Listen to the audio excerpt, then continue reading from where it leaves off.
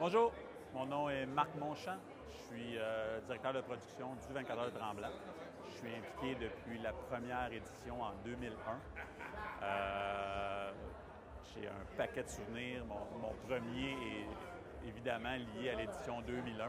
C'était la première où, à l'époque, dans un petit département d'événements, on s'était fait donner le mandat de recréer cet événement qui existait déjà en Suisse avec Jacques Villeneuve. Déjà, c'était quelque chose qui était très impressionnant et motivant pour nous. Et puis, je me rappelle, c'est tellement clair, l'espèce de bordel, pas d'organisation, c'était pas bordel, mais c'était tellement intense. On s'était retrouvés au sommet de la montagne parce qu'il n'y avait pas de neige. On avait dérangé les opérations d'une station de ski de façon importante parce que c'était nouveau d'avoir des événements de cette envergure-là. Et puis, on s'était retrouvés dans une espèce d'énervement où tout le monde était tellement intense que sur les pistes, c'était devenu dangereux. Après 1 heure, on avait 23 heures à faire. Je me souviens très bien de l'instant où j'étais avec Simon Saint-Arnaud au sommet. Puis on s'est regardé et on s'est dit « Wow, qu'est-ce qu'on fait? On ne se rendra jamais au bout de 24 heures sans tuer personne. » Puis on a roulé avec les coups, puis on a réagi, on a pris des décisions, on a vécu cet événement-là de façon incroyable. Je me souviens, on avait réussi in extremis à arriver à la dernière descente du 24 heures.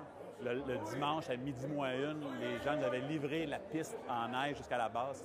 Dans toute le 24 heures, on s'était rendu à la base sur la dernière descente à midi moins 1. Et puis on avait passé, moi personnellement, j'avais passé plus de 36 heures au sommet sans dormir et sans descendre en bas. Puis quand je m'étais aventuré ou quand j'avais suivi le groupe à midi pile pour la fin de l'événement, je m'étais rendu en ski vers la base de la montagne. Puis arrivé au top du pitch, comme on l'appelle, les gens qui connaissent Tremblant savent de quoi je parle. Je suis arrivé, puis on s'attendait à ce qu'il n'y ait pas personne. On avait vécu 36 heures dans notre monde, au sommet, dans notre réalité d'événement. Puis on est arrivé au sommet du pitch de Tremblant vers la base, puis il y avait là une foule. Puis moi, j'étais tout seul avec mes skis, puis j'étais arrivé, puis j'avais vraiment eu un coup au cœur où il y avait peut-être 2000 personnes en bas. Ça m'apparaissait 25 000. Mais on pleurait. Les aveugles avaient même été les premiers à descendre. C'était un staging merveilleux. De là est né un événement qui a fait sa marque. Je pense qu'aujourd'hui, on célèbre le 10e, puis on est rendu avec un lancement médiatique qui se passe à Montréal, avec un événement qui rassemble plus de 2000 participants. C'est incroyable. On a des dizaines de partenaires. C'est un événement qui est connu. On a des célébrités qui se prêtent au jeu, qui s'investissent dans l'événement. Moi, je suis là depuis le début. Ça fait partie de mon métier.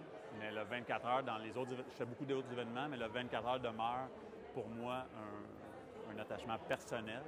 C'est un défi qui me touche. Je le fais parce que c'est mon métier, mais je le fais aussi par cœur parce que j'adore cet événement-là. J'y crois depuis le début et j'en suis surtout très fier. Ciao.